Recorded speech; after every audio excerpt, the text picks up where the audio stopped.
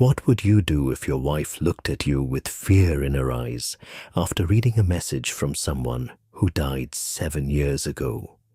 A message that said, "Tell your wife the truth." The strange part?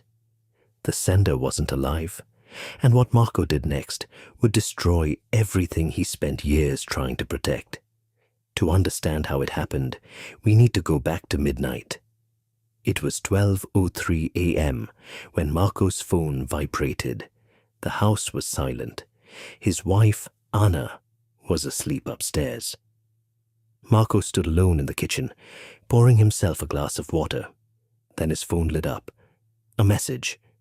2 simple words. "I miss you." The sender's name appeared on the screen. Carla. Marco nearly dropped the phone, not because he was expecting the message, but because Carla had been dead for 7 years. His hands began to shake.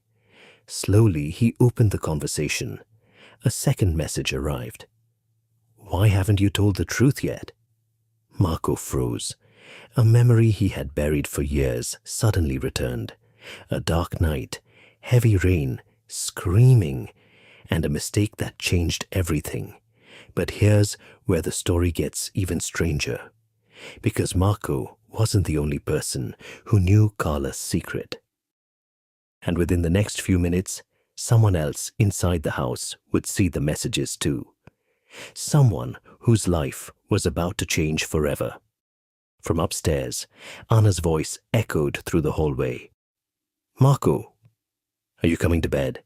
He quickly locked the phone. "Yeah, just a minute." His heart pounded. Another vibration, another message. This time, the screen lit up before he could stop it. And at that exact moment, Anna walked into the kitchen. Both of them looked down. The message read, "She deserves to know what happened that night." Anna's face turned pale. "What is that?" Marco couldn't answer. "What night?" His mouth went dry. For 10 years, Anna had trusted him completely.